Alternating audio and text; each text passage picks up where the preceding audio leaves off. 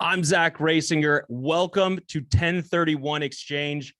Looking forward to talking to these fine gentlemen here who are the leading 1031 experts in the country. We've got some power-packed knowledge and energy coming here directly from Greg Lehrmann and Mike Bowen. Both are titans of industry, and we're looking forward to learning more about the 1031 Exchange. Let's hear it. Where are you guys from? Drop it in the sidebar. Tell us where you're coming in from today. We've got an audience from all over the world. These webinars have been impactful across the commercial real estate industry, both for brokers, agents, owners, investors, across the board. So we look forward to learning more from Greg and Mike. Let's go ahead and just crack it off here.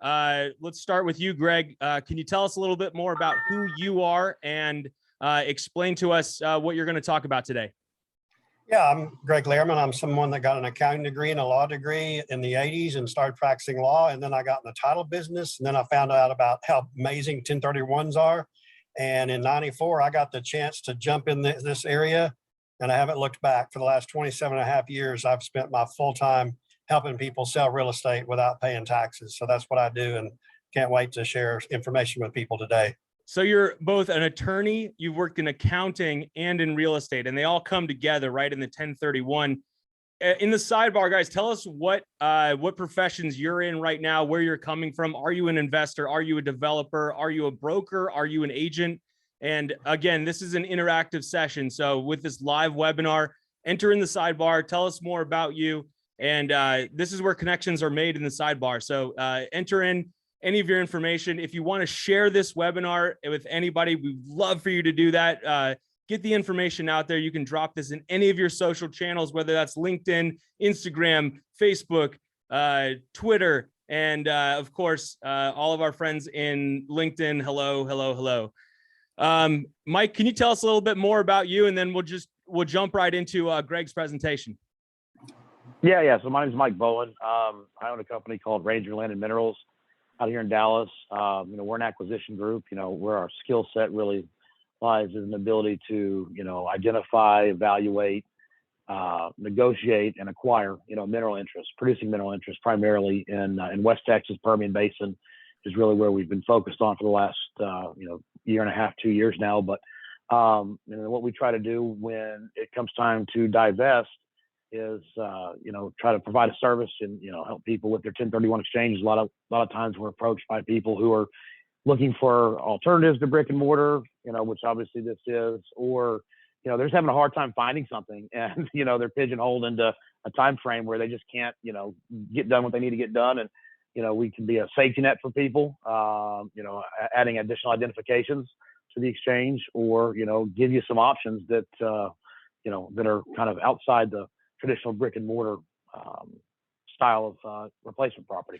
It looks like we've got a lot of oil and gas people chiming in right now, not only people that are actually working in the industry today, but also people that are asking, is oil going up? Is it going down? Where is it going? So Mike, we'll get into that with you in your presentation. I think our audience is going to have a lot of questions for you and how you're able to help mitigate taxes using 1031 and leveraging the current day situation where we're just seeing a big boom in national U.S. production of oil. And as the prices go up, everybody loves dividends. So it's sort of a dual edge, or a dual-edged sword, I guess, to say that as prices go up, we'll see what happens and what that means to your dividend coming in through 1031 exchange or your dividend. So Greg, if you want, let's just, let's give them all a basis here. Tell them a little bit more about the 1031. You have a deck, correct, that you're going to present off here?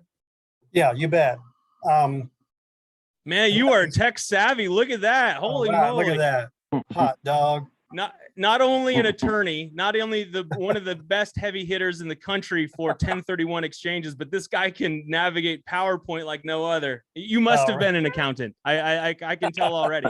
Yeah, I didn't have the personality to be an accountant, so I became a 1031 guy. Let's see. Let me give the whole thing in a nutshell, if you like, Zach. That'd be great. So 101 years ago, this year, in 1921, farmers brought this basic concept to Congress This is so much simpler than almost anybody realizes. Farmers went to Congress and said, look, if we've been farming land for a long time and now it's gone up in value and we can sell a farm and buy a more expensive farm, that would be better for our family. It'd be better for the people we hire. It'd be better for the realtors, the title companies, the seed people. But if you're going to tax us on our gain, we can't pay taxes with dirt. If we're selling dirt and buying dirt, we can't pay taxes. So duh. Yeah, Congress said, hey, we want people to sell and buy real estate. It creates jobs. So they put in the code in 1921, this code section, it's section 1031, and it's only based off of 3 words: like kind and exchange and qualified intermediary. So anybody that's taking notes to trying to just keep this simple on a piece of paper, you just need to know what like kind means and exchange and qualified intermediary. Having said that, you need to realize that none of those words mean what they say. Okay, so a big reason for all the misconceptions about 1031s is these words have a different meaning than they have in the English language would apply to anything else. It's a foreign language. So specifically, like, kind, and exchange are about 1 billion times better than they sound. So a when billion you learn times, all right. about I mean, 1 billion, hey, maybe look, trillion. we're gonna, here's a challenge for our audience here. If you know what any of those 3 terms are, drop in the sidebar if you have ever heard of those terms, or if you have a guess of what those terms mean, before we have the man, Greg Lehrmann, tell us right now, what do those 3 terms mean? That is great. So like I said, like, kind, and exchange, yeah, they're a lot better than they sound. And QI, qualified intermediary, is a lot worse than it sounds. So all right. You want to learn what the first 2 words means, because that opens up opportunities. And then you need to learn what the 3rd word means. Otherwise, you could lose everything you're about to gain. So that's the point of my whole presentation, is to dig deeper into those words and explain what I mean. I already gave you my background, and I'm with Stewart Title's 1031 company. We've done over 200,000 exchanges. So what Congress put into the code is no gain or loss shall be recognized. The word recognized means taxed. And they say, we're not going to tax you if you do what we call an exchange of what we call like kind property. It's not an exchange. It's not like kind property. Now, why would you do this? So many reasons. Tax deferral. Usually, I'd say at least 9 times out of 10, it's better to pay taxes later than it is now, because the longer you can defer paying taxes, the more time value of money that you're benefiting from. It's just free use of the money for as long as you defer. On top of that, many people defer their whole life and they never pay the tax. And when they die, their heirs get a new basis and it goes away forever. The only time it's not good to we have in the sidebar, yeah. It says step up in basis. Is that what that is? A step up in basis? Step up in basis. Okay.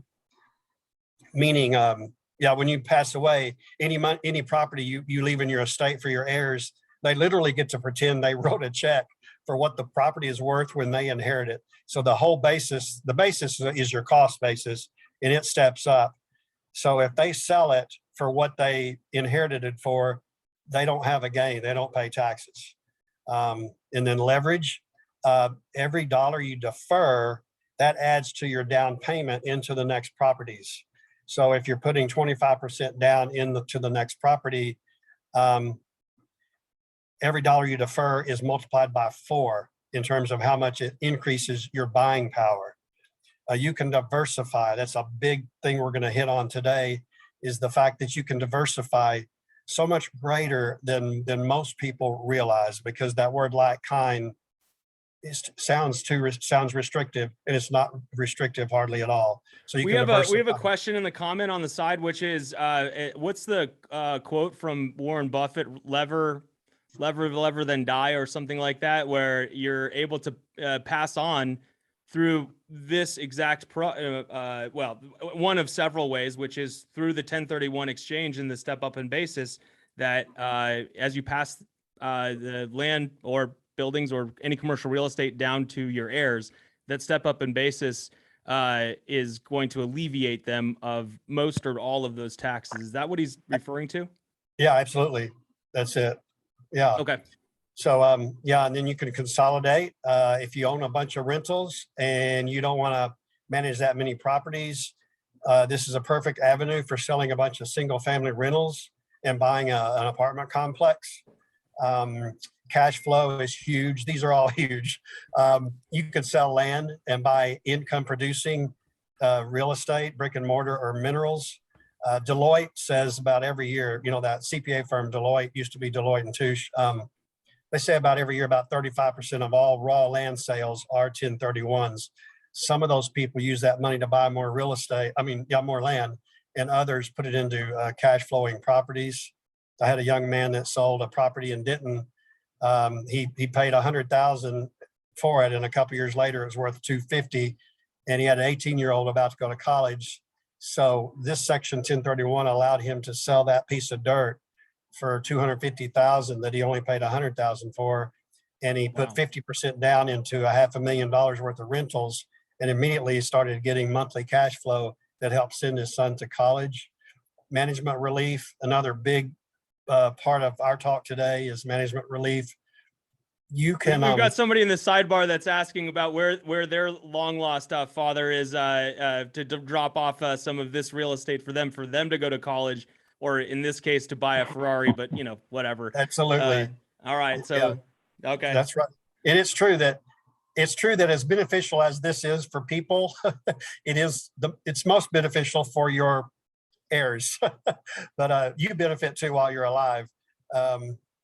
So anyway, management relief, because you can sell. Here's the way you benefit while you're alive. You can sell high maintenance real estate, and you can buy low maintenance real estate and still not pay taxes. And in many cases, hugely increase your cash flow, because you can. I'm going to go over like kind in a minute, and it'll show how you can sell rentals and apartments, and you can buy either a triple net lease property like a Walgreens, or a fractional interest in a building called a DST, or oil and gas, triple net lease minerals, oil and gas royalties that Michael will talk about. And estate planning, we already talked about that, but we talked about the step up in basis. Not only can you just what we call you swap till you drop, and you build up a whole lot more property, and then your heirs get to step up. But on top of that, when you go from high maintenance to low maintenance, typically it's into a property that can be subdivided easier. So you can divide it up. I had an 86-year-old farmer that had been farming his whole life and just making a real average farmer's income. He was north of Austin. And all of a sudden, he's 86 years old. He's still on a tractor. And he's got 5 grown kids, and 2 of them are deadbeats and 3 of them aren't. And even if they all were great, he was worried about leaving one property to 5 heirs. How often are 5 people going to agree on when to sell a property, especially if it's the family farm? Well, a developer offers him $5 million for his dirt. He gets off his tractor. He sells the dirt for $5 million. He doesn't have to work a day in his life, and he put it some into DSTs and some into royalties. And overnight, he went from a farmer's income to $45,000 a month income, and he gets to leave 20% of the DSTs and the minerals to each of his 5 heirs, and they never have to talk to each other. Beautiful. So that's so it sounds like, am I correct here? Oh, great. I love the numbers. I got my calculator out. Everybody, if you have your calculator, really, our audience loves numbers. So if you have a calculator, pull it on out here. Greg's about to go through some numbers for you.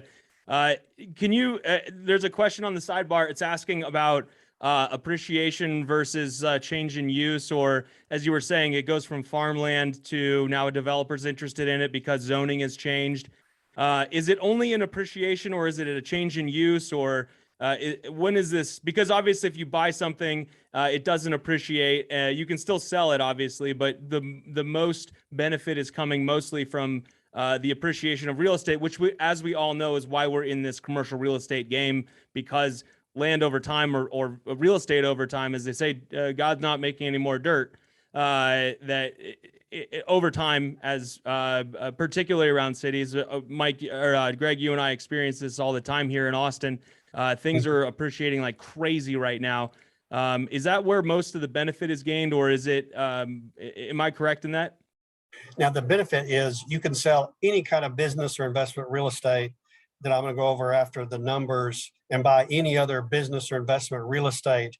What the other person is going to do is irrelevant to your tax benefit. Okay. The change in use affects rollback taxes. That's something Right. negotiated between the seller and the buyer. That's a different issue in how y'all negotiate that.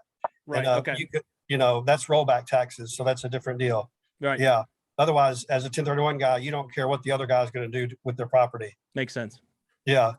So Numbers. here's All right, man. I've got the HP powered up here, man. So I'm ready to go through some calculations. If you have any questions in the sidebar for Greg here, drop those on the side. But yeah, let's jump into it. I love it. Yeah, and usually I jump straight down to the bottom line because that's what most people care about. But since you love numbers, let's go through all. Yes. So today's net sales price after closing costs is $1 million. And let's say they had 300,000 of depreciation recapture at 25% and 600,000 federal capital gain tax at 20%. Now, for some people, it's 15%. So the two federal capital gain rates are 15% or 20%. Can you highlight for us? We've got a question in the sidebar about depreciation recapture. Can you give us an example what this means in this case here? Is this that they've? Well, go ahead and explain it. What depreciation recapture is. So this first thing assumes that they're not doing a 1031. Okay. And so when you sell improved real estate that you've been depreciating the buildings on, well, when you sell that, if you don't do a 1031, okay, the capital gain rate that everybody talks about, that's just the rate on the appreciation. You also pay taxes on your depreciation at an even higher rate. So you can pay up to 28.8% tax on all the depreciation. That literally means what depreciation recapture means literally is all the depreciation write-offs you've ever enjoyed on this property. You basically got to pay that back. You pay that back at a 28.8% federal rate. And then some states have a state tax on top of that. You've riled up the crowd in the sidebar. They're booing taxes. So I think you're talking to the right crowd here. Does not like paying taxes. Okay. Yes. Now with a 1031, not only do you not pay the capital gain tax, you also don't pay the depreciation recapture unless you go from improved real estate to unimproved. Okay. So, but even if you go from improved to unimproved, you're still going to not pay any tax on the appreciation. Okay. Which is huge. And a lot of times that's by far the biggest. Okay. Yeah. And in this case, the poor soul lives in California. Well, there's a 13.3% tax, and that's taxed at $119,000. So they would owe taxes of $348,900. So their after-tax equity is $651. So they netted $1 million after closing costs. If they pay taxes, they're only going to have $651 to reinvest. And so, but if they do a 1031 into improved real estate, they use the full $1 million. So what if they're putting 25% down? Well, if they don't do a 1031, their buying power is 2.6 million. If they do a 1031, their buying power is 4 million. Wow. Are people getting real excited now? Hey, we're getting some cheers in the sidebar over here. People seem to like money. Yes, everybody does want to be a millionaire. I see that everybody's asking for how to become a millionaire. Well, I think we're learning right now. They may be getting so excited they better turn off their camcorders. No, their webcams. Okay. So, because here's the beauty of the way that the word like kind is actually interpreted here. And it's, like I said, it's almost a foreign language. It's a lot better language. That is because everything that I can squeeze onto one slide. Whoa, look at that. Yeah, on the side. Whoa, look at the PowerPoint skills on this guy. Pro. All of this is like kind. See, that's a residential rental up there. When I practiced law. Oh, wait. So residential. Okay. All right. I'm looking forward to hearing about that. Okay. Yeah. I was in private practice before I got in the title business and then the 1031 business. I heard a little bit about 1031s. I made the same assumption that virtually everybody makes. I thought this was just for large commercial transactions. No, the most common 1031 in the US is selling one residential rental and being able to use that money to buy two of them instead of one and a half because you're not paying taxes. And so residential rentals, so residential real estate held for investment is like kind to multifamily, commercial, property in the city, property in the country. Multifamily, there's a question. It's apartment buildings. Is that what multifamily is? Multifamily apartments. Great. So yeah, if you have several rentals and you want to sell them and go into multifamily, you can do that. All of these are like kind. Okay. One guy said, this was 20 years ago. I was in Durant, Oklahoma, and this guy said, this self-taught millionaire, multimillionaire now. He said, Greg, would you just tell people like kind means if they like that kind to buy it? Seems like a good philosophy to me. All right. Love it. So people don't know this. I mean, obviously some people on this call do, but I mean, vast numbers of people that would hugely benefit from this topic just make the reasonable assumptions that are way too limiting. I have people that don't even think they're a real estate investor. They have a business, but they happen to be wise enough to own the real estate and they sell that business. Well, if they deed the land and buildings, they can buy anything on this page. They can buy residential rentals, multifamily, a farm, and minerals. They can buy, like I said, low maintenance. They don't have to do a thing. They can buy a Dollar General or a fractional interest in a building if it's done a certain way, or the income off of the oil wells. At the bottom, I have water. Some ranchers sell some of their water under a ranch, buy a whole nother ranch without paying taxes. So are you telling me you can split out? I mean, I see a cell phone tower there and someone asks about air rights. Can you split out the air rights? Is that right? Right. Yeah. Yeah. Okay. Wow. Absolutely. Any perpetual right, any easement that's perpetual, or if it's a leasehold estate, it has to have 30 years remaining to qualify as being as good as fee title. So yeah. You are a super knowledgeable guy. I'm very impressed here, Greg. Yeah, throw your comments in the side if you've got questions for Greg. Yeah, sorry about that. Jump on in, man. I got a preview of something I like to see: oil and gas and mineral rights. All right. Yeah, all right. I dive deeper into some of the issues that are the most surprising or the most detailed. So minerals, since even more people are surprised about this than any other type of like-kind property, then in I think it was 2008, I wrote an article in the national magazine, Landman. Yeah, here it is. I don't have to think it was 2008. There it is.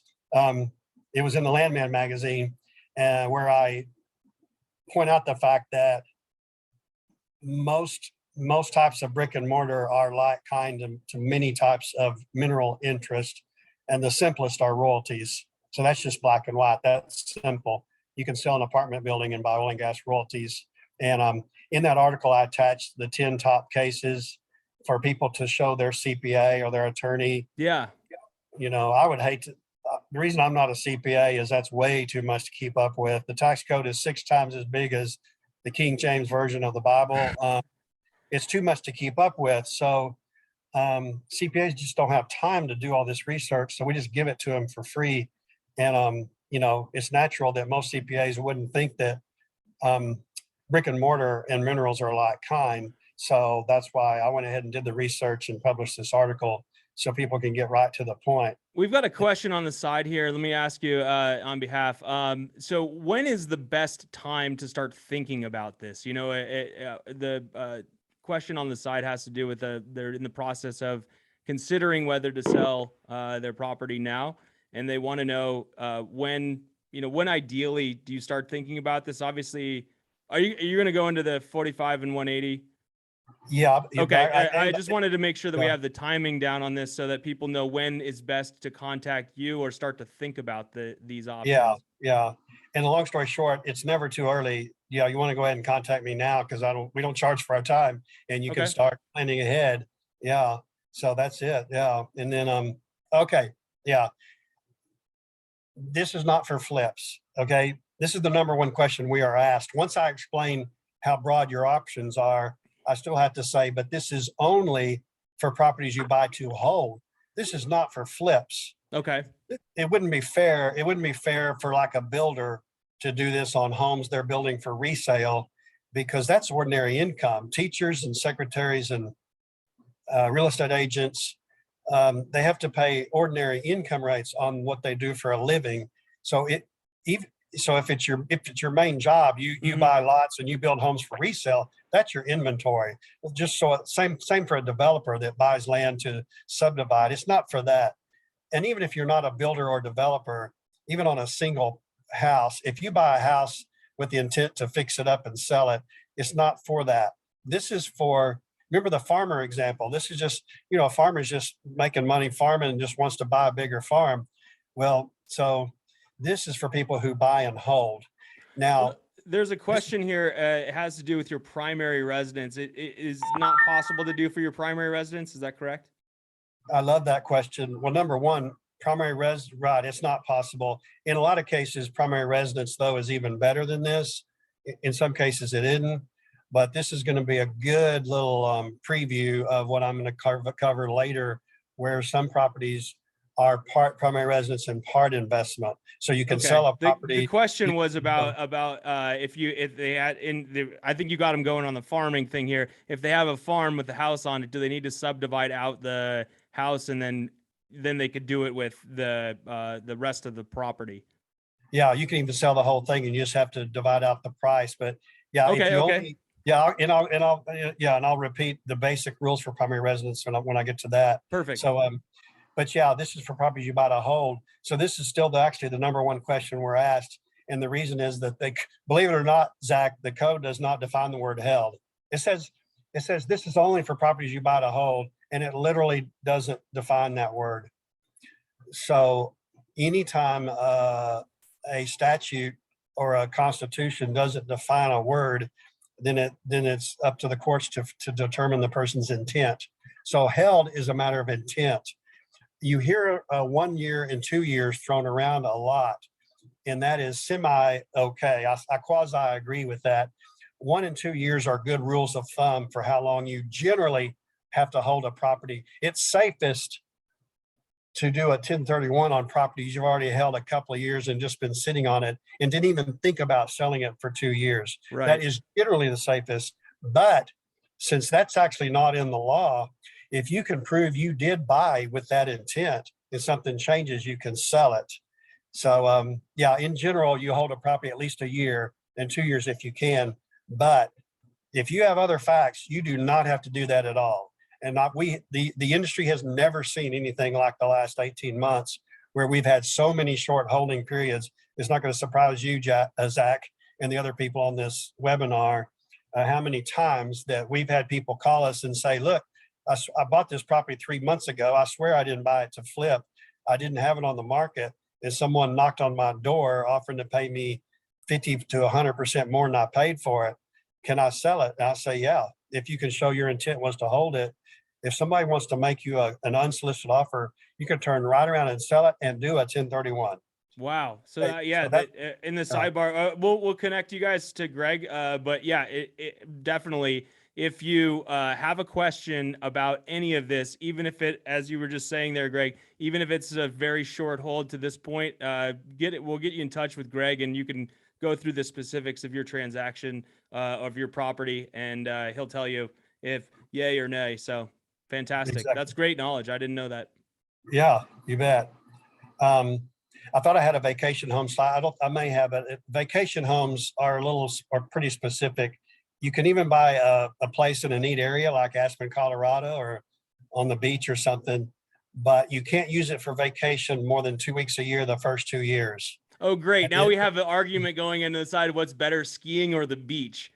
Fantastic, Greg. Good motivation there. Yes, yeah, tell us, are you a skier, are you a snowboarder, or are you a beach goer, a sun fan? Let us know in the sidebar. And I'll just throw out there, I go through life being somewhat oblivious about a lot of things. Thank goodness not about 1031s. That it took me, it was only within the last few years that it finally really dawned on me how much I'm more of a skiing person. But anyway, You're starting to 'cause get some hate going on the side over here, but all right, man. You picked your team. Let us know what team you're on. even though I don't live in LA, I'm in LA right now, and I can tell you it feels beautiful. All right. Of course, that's beach. That's the best combination. That's It's true. beach. That's It's true. beach, The but it's not. Californians, so like we just showed you on the previous slide, for the additional tax money that you got to pay to live in California. Maybe it's great to ski during the morning and hit the beach in the afternoon. I don't know. Let us Exactly. know where you're from. Let us know where you are right now. And if you're in California like Greg is, even if you're willing to pay higher taxes to live there, maybe you have the best of both worlds. So I think we've started a maelstrom in the sidebar over there. That's right. Low humidity is good. Let's see. So exchange. Okay, there's two parts to exchange. One are the dollars. It's very black and white. Well, the structure is black and white too, but the structure is also going to prove my point. I hope that exchange doesn't even mean exchange. Okay, that part of what I was saying earlier. But first, the dollars. If you want, you get to defer. You get to decide if you want to defer all the tax or some of it. That's good news. I have a little bit of maybe bad news for some people because they really want their cake and eat it too, and the dessert and everything, but I'll explain that here now. If you want to defer all the tax, you do have to reinvest all of your proceeds and replace your debt. Okay. That makes some people mad. Some people think they should be able to pull their cost basis back. But no, remember those farmers? Farmers just said, look, we just want to keep moving up. Yeah. And we can't move up. We can't pay taxes with all dirt. If we go from all dirt to all dirt, we can't pay taxes. So that's why you do have to buy as much as you're selling if you want to defer all the tax. Okay. Except everyone's closing cost is paid the same. So it's not a pain in the rear. So much of it is like any other sale. The title company gets paid, the realtors get paid, everything gets paid, but the net cash does have to get spent, and you got to replace your debt too. So here now some of the few words that actually mean what they say, the property you're selling is the relinquished property, and the property you're buying is replacement. Okay. So they sold for $900,000. They had a $300,000 loan payoff, and then they have cost of sale of 60. So their net equity is 540. And they went over here and they bought a property for $1.2 million. And they more than replaced their debt, and they reinvested all their equity. So they had no boot. Boot is just some arbitrary word somebody came up with a long time ago to refer to the taxable amount. So you don't want to have boot. I guess maybe one time a farmer traded a farm to another guy, and they were just swapping farms, but they weren't, of course, equal. So one guy threw in some horses to boot. All right. Yeah. I didn't know that. I don't know if you're making that up. We're getting some questionable comments in the sidebar over there, but you said you've been doing this for a while, so I think we're gonna have to defer to you there. Right. They'll have to prove me wrong. Yeah. They can contact me later. There you go. Contact me later and tell me where the boot really came from. That's a great question. If you have a guess of where the boot came from, let us know in the sidebar. Yeah, a little bit of question that people don't need to answer, just rhetorical question for people to think about. There's two minimum. So try to block out the replacement property thing here. What are the two minimum things that this guy had to do to pay no tax? To barely defer all of the tax. If you go back to the relinquished column and think about it, there's two minimum things he had to do to barely defer all the tax. And what you do is you add the debt and equity. That's 840. Yeah. So you got to buy 840. And the other thing is it's not a quantitative thing. It's a qualitative thing. This person also can't put any of the cash in her pocket. So okay. Not only do you but we know that, right? Well, so you're saying complete. Yeah. Okay. So complete investment to not pay any taxes. Well, not only do you have to buy as much as you sold, but you can't put any of the cash in your pocket. Like you can't just increase your debt and put money in your pocket. But now there's a creative thing people should think about. How do you get around this? If you buy enough real estate, how do you get around the fact that you can't just bump up your debt in order to put money in your pocket? The way you get around that, there's no prohibition against this. After you do this, there's no law that says you can't then refinance and pull some of your equity out, but you have to, you got to go through this first. Very smart. Yeah, thank you. So, and now here, the same sale, but they only bought 700,000. Gotcha. So they got out of So debt in this by case, 40 we're looking years. at the boot, right? We're They have talking boot, about yeah. now the boot's coming on. Right. So let's see. Number one, you don't do this if your gain is only 140. But you do this. Like, what if your gain would have been 340? You're still deferring taxes on 200,000, which is at least 30 grand for Right. most people. Or another situation where you would do, where this makes sense. If you figure this out ahead of time to where you have time to identify additional property, so you don't have to put all your eggs in one basket. Okay. So, and let's say that this 140 isn't enough money to buy the kind of brick and mortar that this person buys. This is another reason why oil and gas is such a popular option, because with oil and gas, you can put a lot less money into it. You can put 140,000 and you don't have to negotiate a whole brick and mortar sale and purchase. You can just dump the boot into minerals. So that's another reason to go over that example. So true or false, in a 1031, all equity must be reinvested and all debt replaced. Reason I put this in here, I hope it's very basic after what I just went over, but they're literally, you can literally find 1031 publications where it says, it puts in writing that all equity must be reinvested and all debt replaced. What they mean is they're assuming that you know that they're talking about if you want to defer all the taxes, but you don't have to do that. You can do a partial exchange, but every dollar that doesn't go into the replacement property is all, it comes out of profit. You just can't Is assign that any, taxed at what rate is that taxed at? The federal rate is anywhere from 15% to 23.8 on the appreciation. It can be 28.8% on the depreciation. Is that based on someone's tax? That's based on an individual's taxable? Right. Yeah. Okay. Yeah. Tax rate. And in some states, you know, they have state tax on top of that. Okay. Okay. So here's why exchange doesn't mean exchange. It's so much easier than that word sounds like. Well, from 1921, Zach, until 1991, actually exchange meant exchange. So you actually had to find somebody to swap with. In 91, they revolutionized this whole thing. It made it a billion times easier. And they said, look, we're going to let you go ahead. You're the seller, the taxpayer. We'll let you just sell to anybody you want to. You don't have to ask somebody to participate in your exchange, at least not the other property owners. You just sell to them, but you do have to have exchange documents at the closing, but you sell to them. And then you have 45 days to identify a group of properties you're considering and a total of 180 to close. So you just sell, and then somebody like us holds your funds and you identify what you want to buy within 45 days after closing, and you close within 180. And then you tell us where to send the money for whoever owns the property you want to buy. So all you did, it's just a rollover. All you did was you sold and you just didn't touch the money, and then you bought.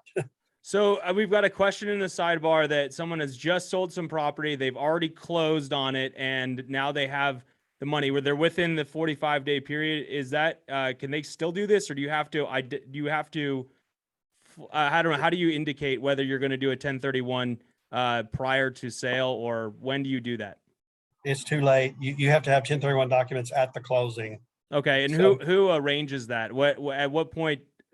Is it the broker? Is it your agent? Is it you? Who is it that helps you do that? Let's just say you're under contract right now and have a closing coming up and you want to do this. What's that process like? So anybody, you want to contact somebody like us early, even you can contact us before you're even sure you're going to list it if you want to, but you really need to if you've gone all the way to contract. And either about half the time we get contacted by the sellers and half the time by the broker. Okay. Any good broker should be the one bringing this up with any listing. Okay. It should ask the person what they plan. What are their goals? Of course, I know you do that, Zach, all the time. What are your goals? Absolutely. yeah, what are you going to do with the money? Not to be personal, but I'm just here to help you achieve your goals. And you know, what do you need to do? What are you looking to achieve? You want cash flow? Do you want to pay taxes or not? If you don't want to, if you want to have the most to invest after this sale, then we need to get you in touch with a good 1031 person. Yeah. And you know, Well, that's just figure part out. of providing services we do as brokers and agents to help people maintain or retain the most amount of their money. If they love paying taxes, I know we're getting a lot of boos for paying taxes still, but if you love paying taxes, sure. I mean, that's going to be up to you and your decision. And it goes back to what you're talking about with the boot. Like sometimes you just say, look, I cannot find enough. Or I cannot find I love the property that I've found. I want to do it into this property and I'm not going to use all of it, or I want to take some of it home. I want to go buy a new Ferrari or whatever you're going to do with your money. In that case, that's okay. But just realize that we're showing, as we do in all of our transactions as advisors, to say, here are the options that you have. If you talk to Greg, he's going to walk you through this process, but just realize that these are your options at this point, and there is a finite period. Once you close, as you said, once the closing has happened, there's no more option to do this. Right. You have to have our documents at the closing. This is when Michael, we want Michael to chime in because of this 45-day period. So every day somebody says, well, I want to sell, but I don't know how I'm going to find something in this market. You know, what do I do? And they just need to know all their options. And there's a couple of things that are so much easier to identify if you're under the gun, either as your main property you go into or as a fallback or just something to do with your boot. So you have sold, and this is again something you should check out before you sell. But Michael talks to people all the time that are already halfway through their 45-day period, and he could still help them. So and I've already talked about the options of minerals. So this is a time for Michael to jump in. And let me ask you before we jump into Mike, and I know he's gonna. He is a friend of the CRE Pro course, and he's a friend of mine. I know he's going to deliver some action-packed knowledge here. Let me ask you as a conclusion question of sorts here, Greg. It comes from the sidebar. What is the number one misconception, the number one question, or the number one misconception about the 1031 exchange that you see most often, that if you could have a direct portal to everybody that is doing a transaction, whether they're a broker, agent, developer, investor, what is the number one question that you get that you wish everybody knew? Yeah, well, I'll cheat because I got to give two of them. The one is that, like kind people they think there's so many people who still think they have to buy the same exact thing that they're selling. And I hope I've shown how huge their options are, how amazing they are. So that would be the number one. The reason why people aren't selling is they think they have to buy the same thing and they don't want to. And the other misconception, unfortunately, comes largely from CPAs, although less and less. CPAs more and more are getting this. But there's the conception of, well, why do a 1031? You're just kicking the can down the road. What good is a 1031? Well, kicking the can down the road is huge because I had a guy that sold one rental and then he bought this allowed him to buy two. And then later this allowed him to sell two and buy four. And then later this allowed him to sell four and buy nine. He would not have 9 rentals if he didn't keep deferring the taxes and using the government's money to buy a lot more real estate. So you wind up a lot wealthier. You wind up with a lot more choices. You wind up with more bargaining power. And even so, if you do pay taxes, it's still at a 0% interest rate. Okay.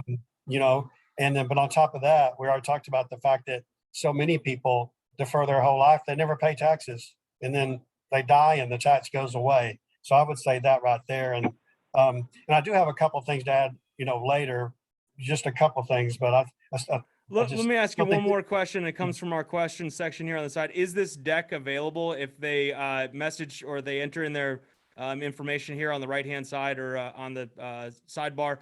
Can we send them this deck? Absolutely. Yeah. Fantastic. Yeah. So if you have any questions, directly for Greg, if you want to be contacted, if you want us to send you a PDF of this deck for your team, or for your just for your yourself, so you can have such a cool PowerPoint ready to go and this really comes down to, Greg, I see this all the time in brokerage, where the advisor, it's usually a financial advisor, doesn't understand all of this, and they say, no, just sell, we'll take the money, we can decide what to do with it afterwards. And then my client comes to me and they say, well, I really wanted to do that, or it looks like, this is the biggest sale of my life, or this is something I inherited, what can I do now? And I'd say, I warned you about this, and I asked you to talk to Greg, and now it's too late. So the answer, I think, there is to reach out to Greg as soon as possible, and he'll walk you through it. If you decide it's the option for you, great. If you decide it's not, that's okay too. But the more knowledge that you have, the better off you're going to be, and just make that decision for yourself. So yeah, that's really helpful for both for financial advisors, for anybody in the accounting industry, same thing, legal, or in the real estate brokerage industry. Contact Greg and reach out if you have specific questions. I know you have a great transition to my friend Mike here, so I'll tee you up on that one. Yeah. Okay, Mike, why don't you do that, and I'll wrap up with QI, and you may say something about QIs too, but go ahead, Mike. Let them know what you do. Yeah, so kind of what he's talking about here with the time frames, I can't emphasize how important being ahead of the 8 ball is. You wouldn't believe how many people, whether it's somebody that Greg introduced us to, or that we just run into via networking, where I'm getting approached at almost the 11th hour, and luckily we have the flexibility, and we're nimble enough, and we have the we're always buying. We're an acquisition group, right? So we usually have something there that is going to fit somebody's need, but people are scrambling at the end trying to make something happen. So it doesn't have to be that way. It doesn't have to be stressful. We can, be a safety net for somebody who's down to the wire and didn't really, get a head start on figuring out what their options are. Or maybe, like I said earlier, maybe something just falls apart, right? Yeah. We can be a safety net there for you. We should have something that, that you can identify multiple options. We very much take a diversified approach to our acquisitions. All our eggs are never in one basket. So we're going to have different options out there. And again, we can be a safety net for you if you're down to the wire. But the people that do the best, Greg and I worked with a couple, a guy named Mark that Greg had referred to us. He started doing his homework about 2 months, I think, before they actually even closed on the relinquished property. And these guys, he and his wife, they really pounded the pavement, did a lot of due diligence, looking for deals out there. And they knew that they liked the idea of minerals. They knew that because of their head start, they had an opportunity to kind of sit down with me and kind of look at some stuff that they liked. They knew they had a particular portion of their exchange that they wanted to allocate to the minerals. And they did that right out of the gate at the beginning of their 45-day window.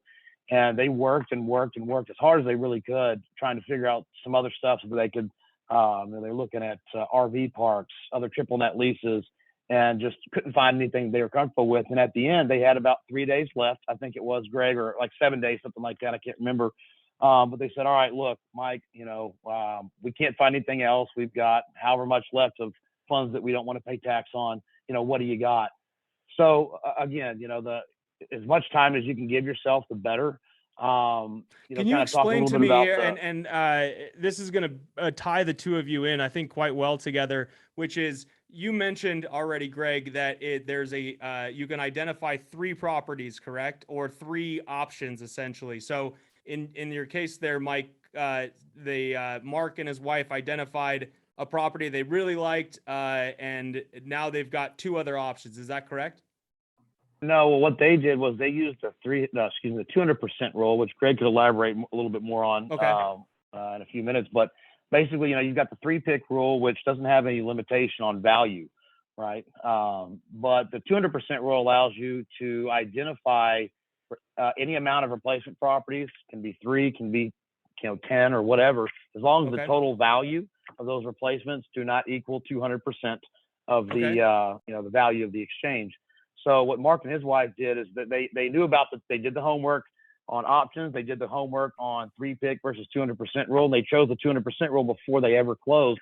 They knew they were doing it.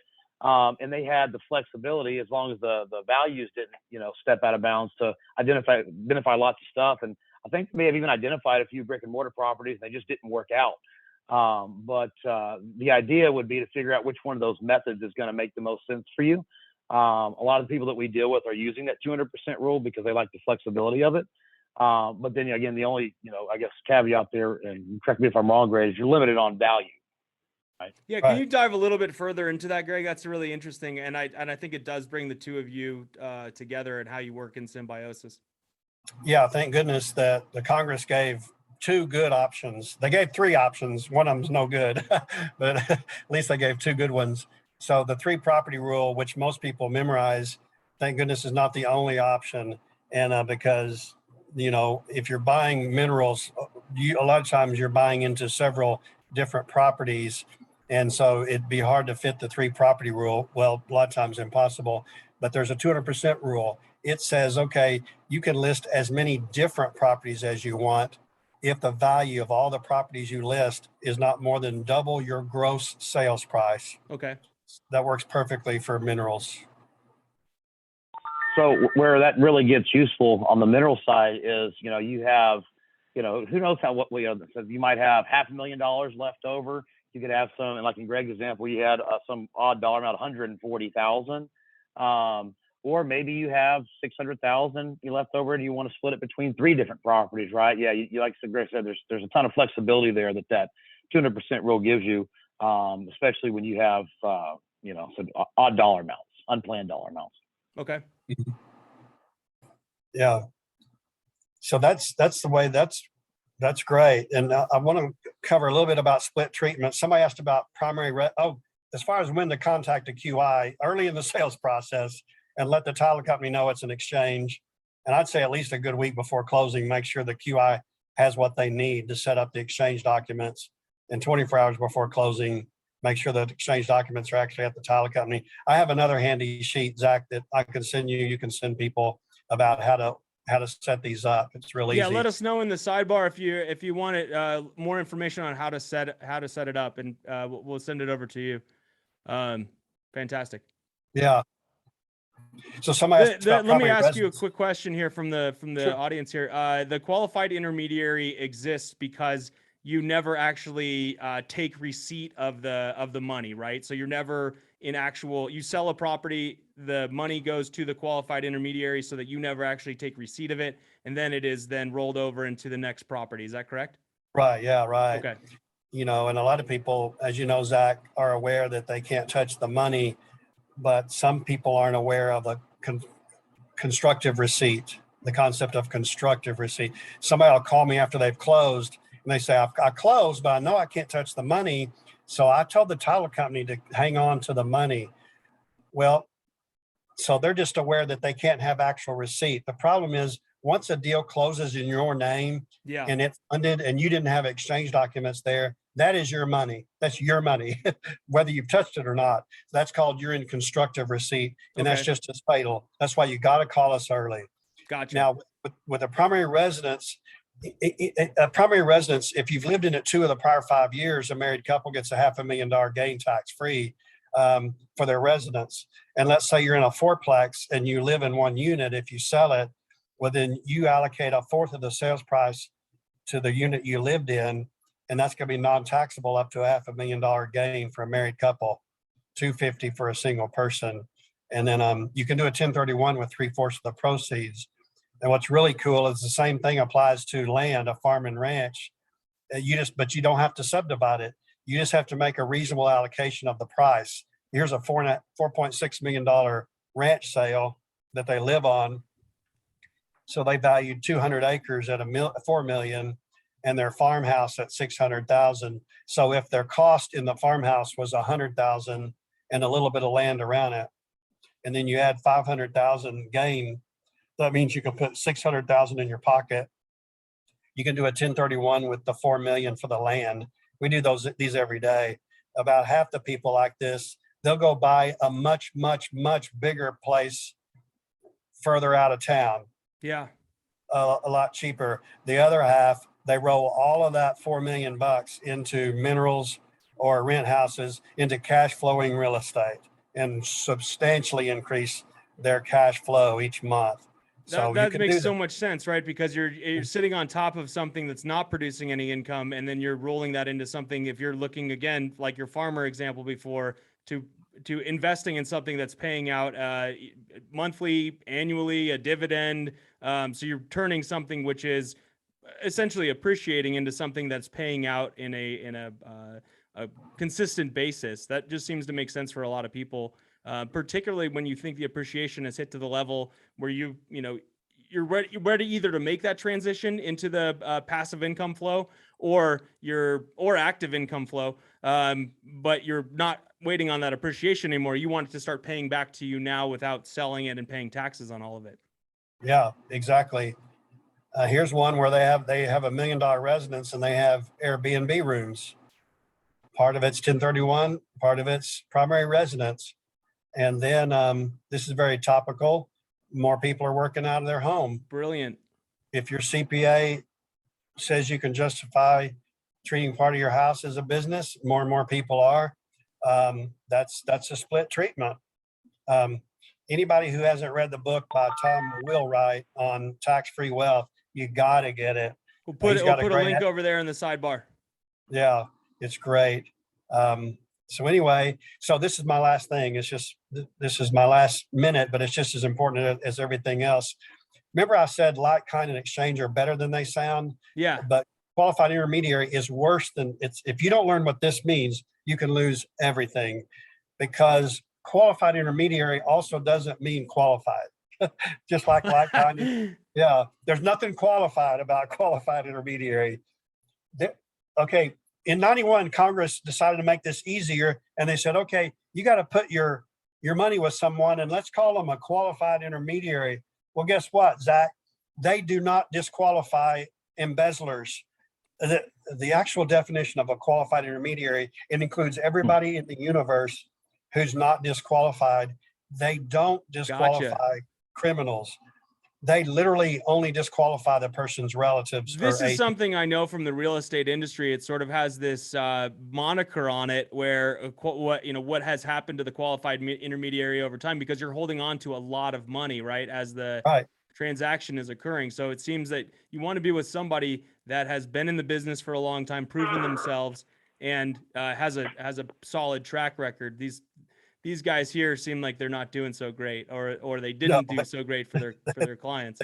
They ran off with the money. Choosing correctly, right? You want to choose the qualified intermediary that has a good track record, and guys like Greg here that have been doing it for a long time.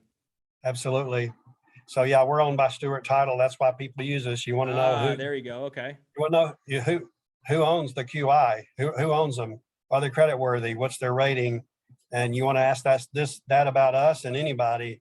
Does the bank account require the exchanger's signature for withdrawal? Well, of course, we being owned by a title company, of course we require their signature. But believe it or not, Zach, there's no law that requires this. So that's how QIs were able to just write checks on the accounts. I see. Okay. See, there's no law that says the money even goes in the bank. So QIs it's a Wild West unless it's not. So in other words, look, everybody knows Stewart Title, right? I mean, go with somebody that you've well researched, that you know that has good financial standing, and it sounds like in your case, in particular, Stewart Title is, as we all know, a very well respected. Thank you. So in summary, like kind is any U.S. real estate held for business or investment, and exchange is a sale with exchange documents. Cannot emphasize that enough. And a QI is under the code, a QI is any old third party who holds the funds. Who it is to a prudent investor is someone who knows what they're doing and is ethical and is safe. So, and there's never a reason not to call a QI. No QIs that I've ever heard of charge upfront fees. You only pay them if you use this at the closing. So, and our fee is so nominal, it's ridiculously low. So, just call anytime. So you heard it here first. You've got the contact details here for Greg. And yeah, if you just mention in the sidebar you'd like Greg to give you a call, contact, I will send over all of his information. You have it here as well. Thank you, Zach, very much. I appreciate the opportunity to bring this information to everybody, and the real world options. I think people really, I see people benefit from this every day. So I hope everybody on this call, this webinar benefits too. And now Mr. Showtime himself, Mike Bowen.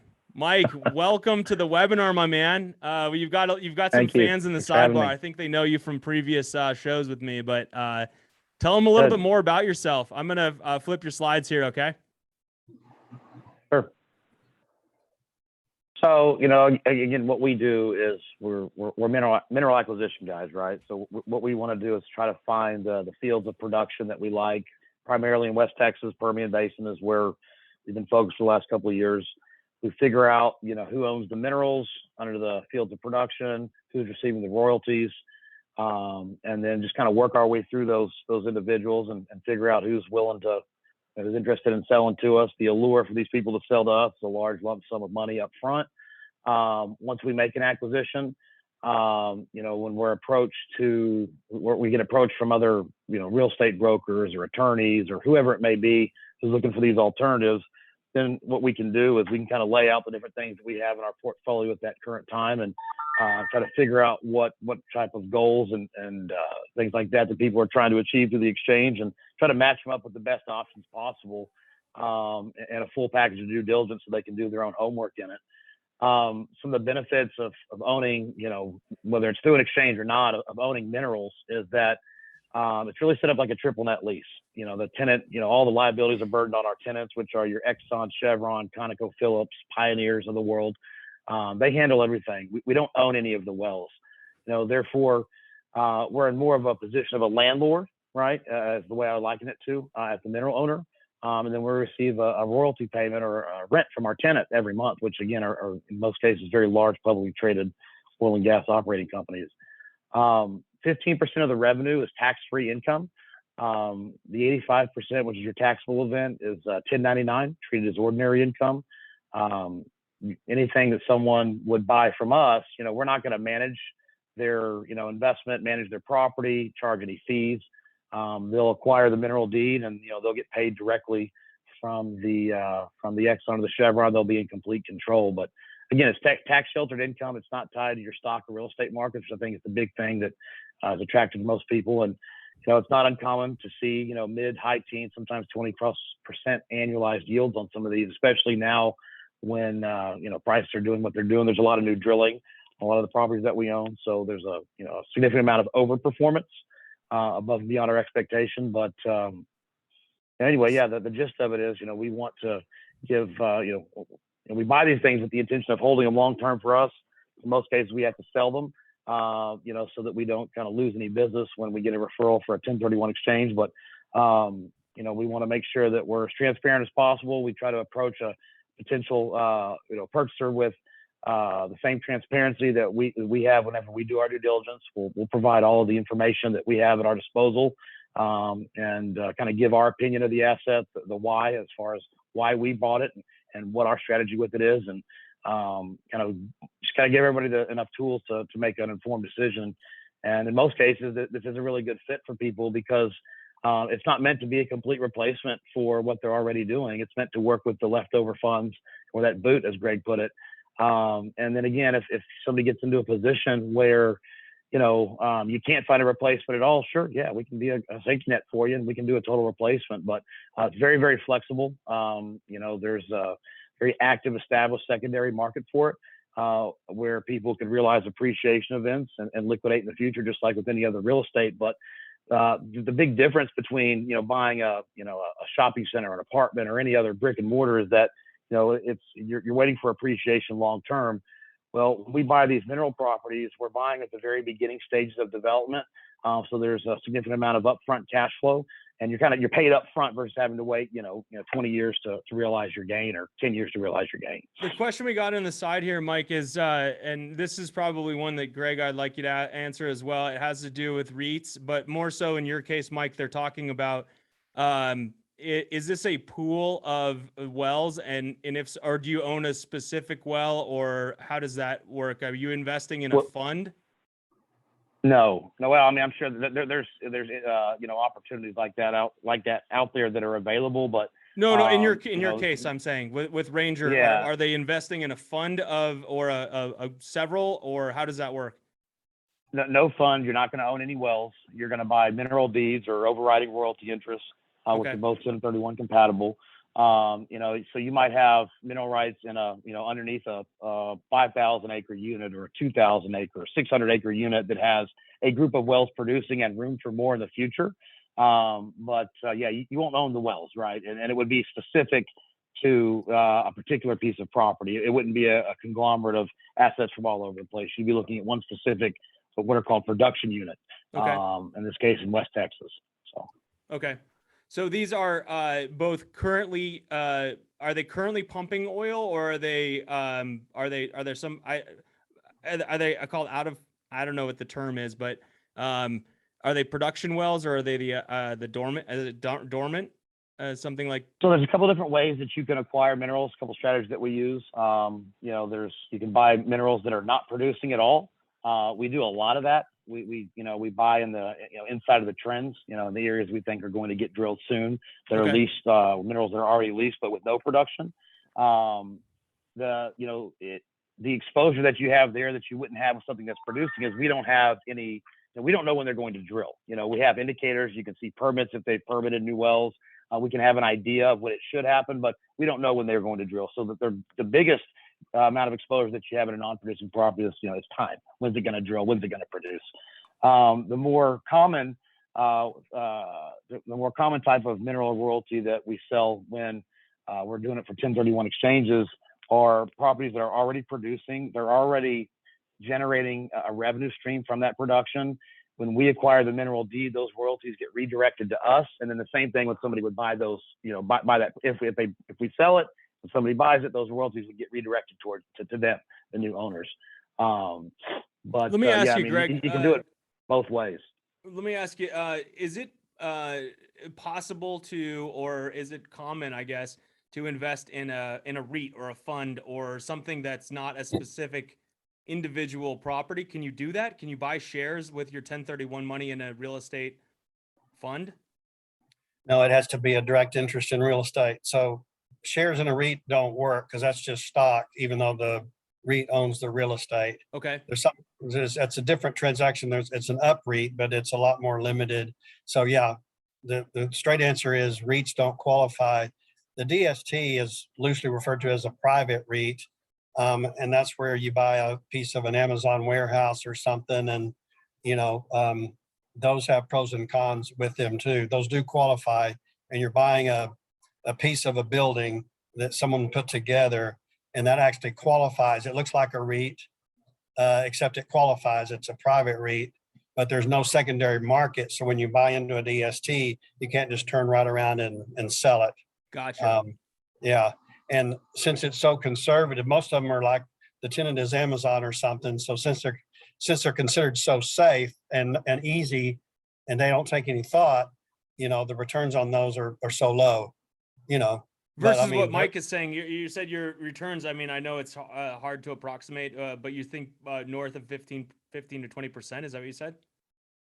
Not uncommon at all, you know. Wow. And every property is going to have to be evaluated on its own merit. Everyone produces independent from the other, so they're all Sidebar's different. blowing up, man. They want in on this. They're saying that what they have is not producing that. Well, just as you said, Greg, in the sidebar, I didn't know that there was such a big difference between the DST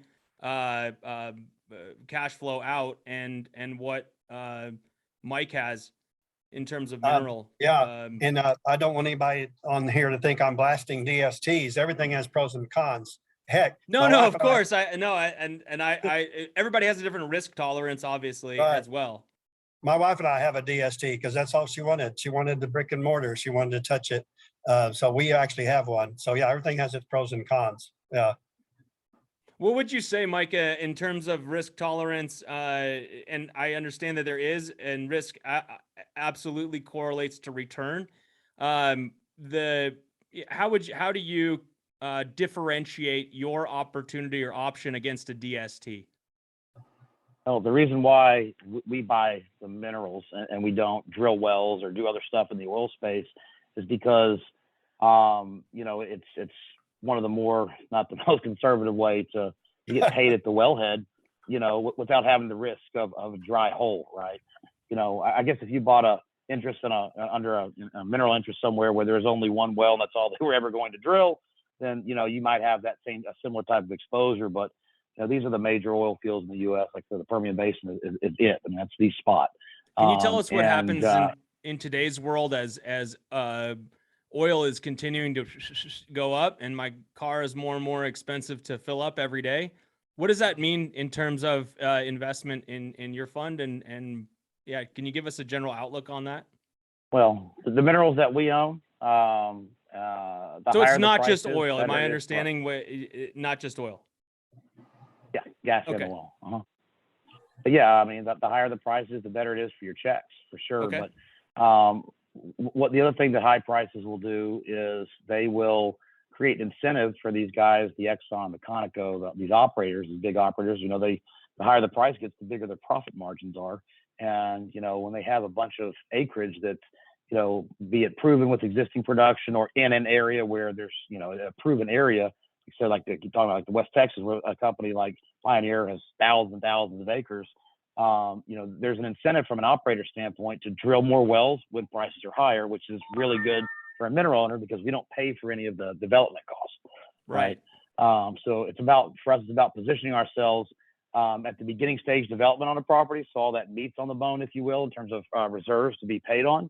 And then put yourself in a position where you're most likely to realize upside sooner than later from that consistent development. And right now is a really good time because you're seeing a lot of, I don't think there's not a massive amount of money being spent CapEx right now. There's not a ton of new rigs picking up nationwide, but we've seen a steady uptick in development on pretty much everything that we own in these core areas of the Permian, because it's good acreage and these operators make more money when prices are high. I mean, bottom line. So, can you explain to us in very, very simple terms what the typical investment is for you? Like when the process, just as Greg mentioned, what is the process into engaging with you, talking with you, learning more about Ranger, learning more about your 1031 exchange process? What does that typical process look like, and who would be an ideal person to reach out to you, and at what time? Yeah, look, I mean, I'm always here, and I'm happy to kind of talk about what we do with anybody at any point in the process. I talk to a lot of people who aren't anywhere near closing on the relinquished property, who are thinking about selling. I talk to people who have sold it and have 3 days left in the exchange. And I talk to people sometimes. Greg and I know a guy, Mike, who thought he was going to do an exchange, didn't realize the paperwork wasn't turned in, and we ended up kind of establishing a very good relationship 2 months after a relinquished property because he liked the concept, right? So I'm open to talking to people at any point, right? If there's just kind of a general interest in the concept, let's talk about it. If you've got an upcoming exchange, let's talk about what we can do to help you out with it. If you're in one, let's talk about how we can help you.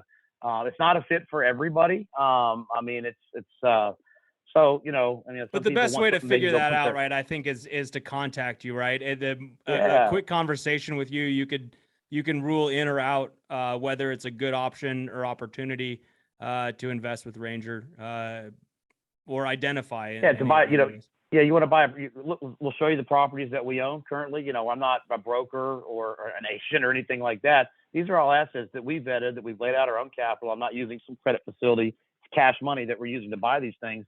So, we've got to do our homework, but we've always got, options available. And, just whenever we have a chance to sit down and talk with somebody, we'll kind of get an idea of what they're trying to achieve, and we'll show you what's available. And then we can maybe even talk about what's on the horizon, what's coming up. I'll provide the data set for the acquisition, and, we go through it together, or you can do it on your own. I mean, it's up to you, but we got a great comment in the side. They says Mike's got skin in the game. I like to see that. It's reassuring to me as an investor and somebody that I want to do business with. So this is very much for me, and reason why I think we've done so well and we continue to do so well with a word of mouth business like this is that this is not a do as I say, not as I do. It's like, look, here's what I've got. I've already bought it. And if I don't sell it, I've got to be okay with holding it forever.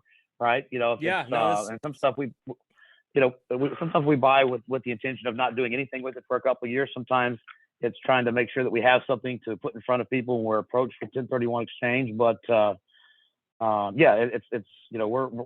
laying the capital out and buy these things first. So we're taking the risk first for sure. How can people get in touch with you, Mike? What's the best way to do that? We do have an ebook all about your business, all about Ranger. All you need to do is enter your contact details in the sidebar. What is the easiest way, or not your contact details? Just let us know that you want it, and I'll reach out to you and connect with you directly. What's the easiest way for people to get in touch with you, Mike? My email address is managementmgmt at rangerminerals.com. I'll put it in the sidebar as well. My direct contact here at the office is 469-310-4974. My cell phone is 940-594-1986. Call me, text me, email me. I don't have a problem talking about this at any hour of the day. I mean, I really love what I do. So yeah, just holler at me. I'm ready to talk. As someone just said in the sidebar, you might be getting some midnight phone calls from some people saying, "Hey, tell me more about this. This sounds like an amazing opportunity." So just get ready for that, Mike. Just get ready for that. Yeah, let's do it. Guys, I really want to thank you for your time. Again, I promised our audience and our webinar fans here, the two of the biggest heavy hitters. If you know of other people who might enjoy this, please feel free to send it along or copy them in the sidebar here, and I will send them a copy of this webinar. And again, we have both the deck from Greg, and when we have the deck and the ebook, the free ebook from Mike, just let us know in the sidebar which of those that you like, or both of them. And then we've got the contact details for both of these gentlemen. I can't say enough great things about them, and I'm so glad that they came on today. If you have more questions for us, again, we're answering everything in the sidebar, and we've got support staff on that's going to be answering your questions both now and in the future. So please feel free to reach out. You guys, Greg, let me know from California, what is your parting words of wisdom as somebody who's been in this business, who is extremely accomplished, and the lawyer in you, the maverick inside of you? Give us a parting word here. What is your perception of 1031 exchanges, and what words of wisdom can we leave our audience with here? Just every day, more and more people learn about it, and don't miss the boat. And they're here to stay again. Every 5 to 10 years, Congress tries to take it away, and it's so easy to show them why that would be counterproductive. Everybody wins, even the government. That's what's hilarious about this. So yeah, please let me know anytime you have any questions about 1031s. I'm just like Mike. I love what I do. Otherwise, I'd do something else after 27 and a half years. So just please reach out to me, and I can't wait to share my information with you. Will do. We really appreciate it, guys. Thank you very much. Let's give them a good big wave here. Thank you very much. Please feel free to reach out. Thanks a lot, guys. Thank you. Thanks for having me. Thank you. You got it. Bye-bye. Thank you. Bye.